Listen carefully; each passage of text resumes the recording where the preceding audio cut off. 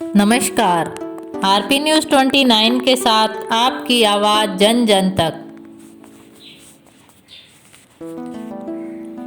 Suratgarh thermal इलाके में T point के पास जीप अनियंत्रित होकर सामने एक पेड़ से जा टकराई।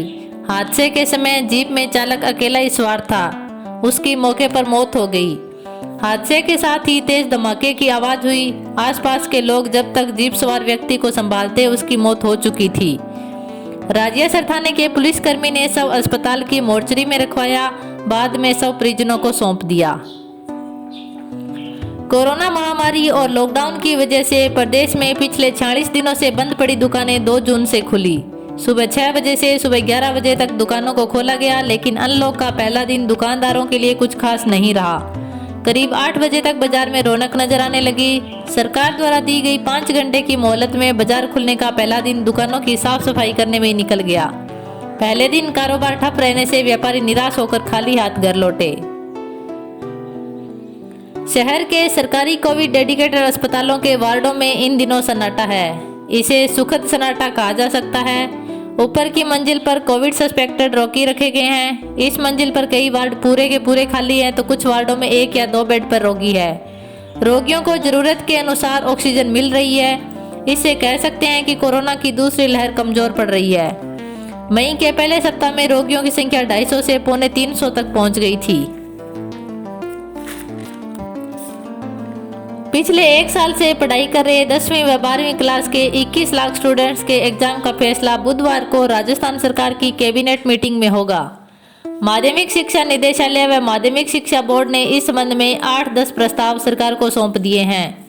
इन्हीं प्रस्तावों पर कैबिनेट की मीटिंग में निर्णय होगा। कोरोना से बने हालात के मद्देनजर केंद्र सरकार ने मंगलवार को सीबीएसई 12वीं बोर्ड की परीक्षा रद्द कर दी। हरियाणा ने भी इसी दिन 12वीं बोर्ड एग्जाम न कराने का फैसला लिया। इसके ठीक एक दिन बाद यानी बुधवार को पहले गुजरात ने और फिर मध्य प्रदेश ने भी अपनी बोर्ड परीक्षाएं रद्द करने की घोषणा कर दी।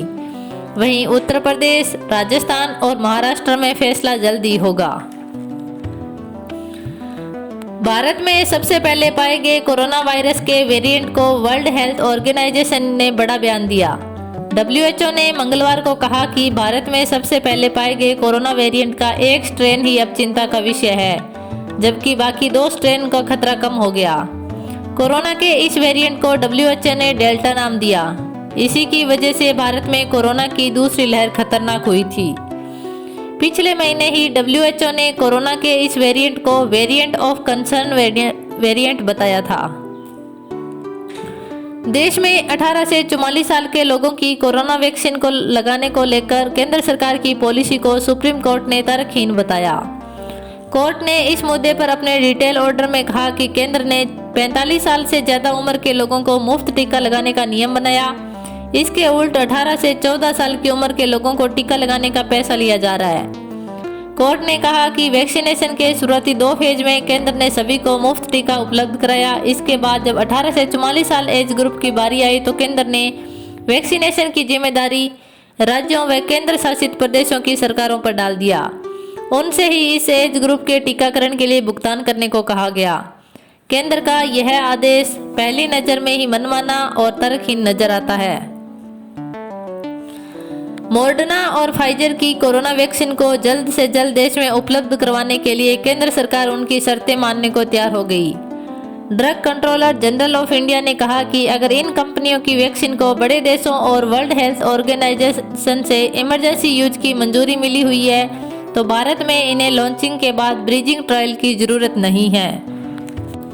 हनुमानगढ़ जिले में बुधवार को 45 से अधिक आयु के नागरिक, हेल्थ केयर वर्कर्स और फ्रंटलाइन वर्कर्स का कोविड-19 वैक्सीनेशन किया जाएगा। RCHO डॉक्टर विक्रम सिंह ने बताया कि मंगलवार को 110 वैक्सीनेशन साइट पर 4505 नागरिकों का वैक्सीनेशन किया गया। 45 से अधिक आयु के लोग, हेल्थ केयर वर्कर्स और फ्रंटलाइन वर्कर्स को कोवैक्सीन की डोज लगाई गई। जिले को बीकानेर से कोविशील्ड की 9400 डोज प्राप्त हुई।